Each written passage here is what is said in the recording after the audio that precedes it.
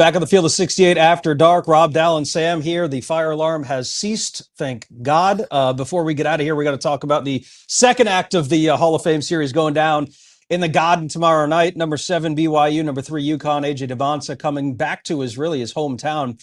Doster, I know you kind of previewed this one on Top Dogs. As a fellow UConn fan myself, I think one of the biggest questions, concerns, comments that UConn fans have coming into this season is the floor of this defense still there? Are they better on the defensive side of things? Is that your biggest question going into this matchup? Yeah, I think we're going to learn a lot about how good they are defensively here. You have 3 guys that can go out and win a game all by themselves and have proven it at the highest level. AJ Devonsa, Robert Wright, and Richie Saunders. I'm going to be very intrigued to see how Dan and his staff decide to match up, right? I don't think you put Caravan on Devonsa early on in this game. I think you run Jalen Stewart and Jaden Ross at him, put a little bit more length, a little bit more athleticism specifically, and let those guys deal with getting in foul trouble early on because you got 10 fouls to work with instead of just 5 with Alex. And it keeps Alex on the floor, and it allows him to be the threat on the offensive end. And then do you put Silas Demery on Robert Wright? Do you let solo ball chase Richie Saunders around, even though he's got a 6-inch height advantage there? Do you switch those 2 matchups? What do you do there? I would probably put Silas Demery on Robert Wright and let Solo chase the shooter around the screens. But that's the big question I have, Dallin, is how do you match up with these guys that are just so difficult to match up with? You've got 3 studs that can go out and get you 30 on any given night.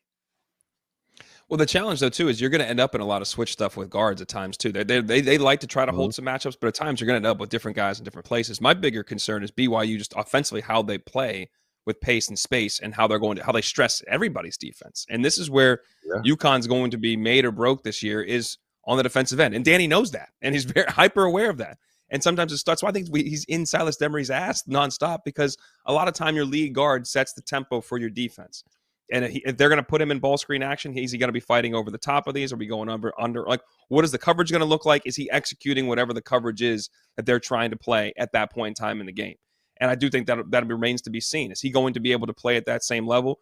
And really, are guys able to contain the ball one-on-one? To your point about where Alex is and who's he guarding, I do think at times, knowing Kevin Young at his pedigree in the NBA, they're going to hunt some matchups here.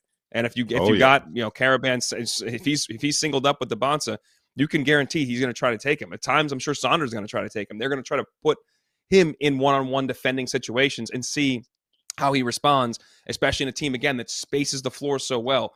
The last thing I will say is KB Keita, that dude brings energy and makes game-winning plays. Now, him and Terrace Reed, their matchup, and when they're playing against each other, the physicality, the ability to stop one another, and whoever gives more, I'd say, energy-winning plays for their team between those two is huge. But I think Keita was a huge reason they won that game opening night against BYU. Like he was against Villanova. He was critical in all these areas that didn't show up in the stat sheet. And I think that's what he could be a massive X factor in this game. Yeah, that Keita against Reed is going to be like a grizzly bear facing off with a polar bear. That is going to be a war. Literally. If you like battles in the paint, that is exactly what that's going to be.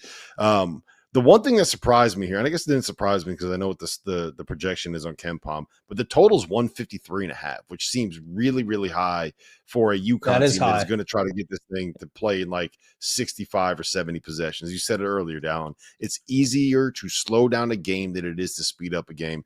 And I think that UConn's going to be able to control the tempo. I think this is going to be like 75-68, something like that. I think that the under is the play here.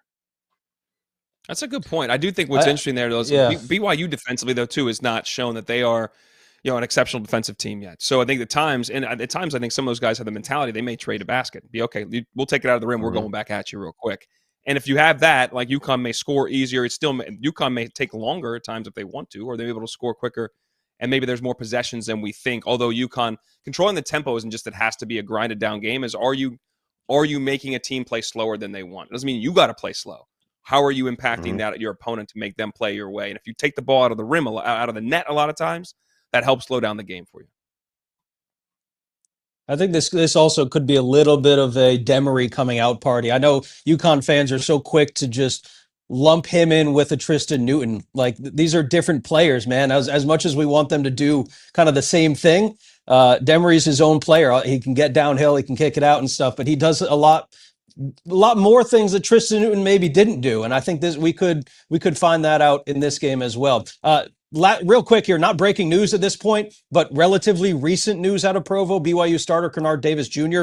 Reportedly arrested on suspicion of DUI following a crash on Thursday, according to the local police there in Provo. Transfer out of Southern Illinois. He was poised to play kind of a really big role on this team. He started early on in the season. I think the first game there. Too early to speculate, but what we do know from history here, guys, BYU's honor code could complicate things here in terms of his future with the school. Rob, thoughts on this development and how this might alter not only this game but the upcoming season in a Cougars team that has hopes of playing in a Final Four?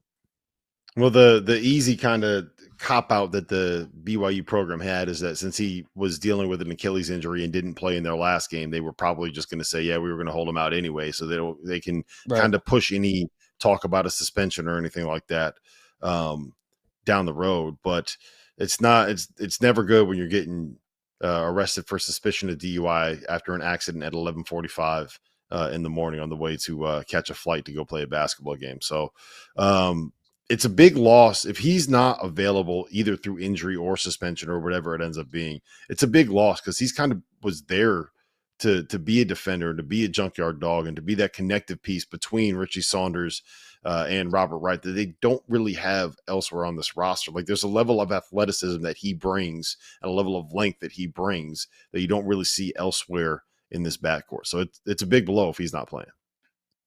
That's exactly what I was, his size, length, and defensive capabilities will be the most lost piece of this thing.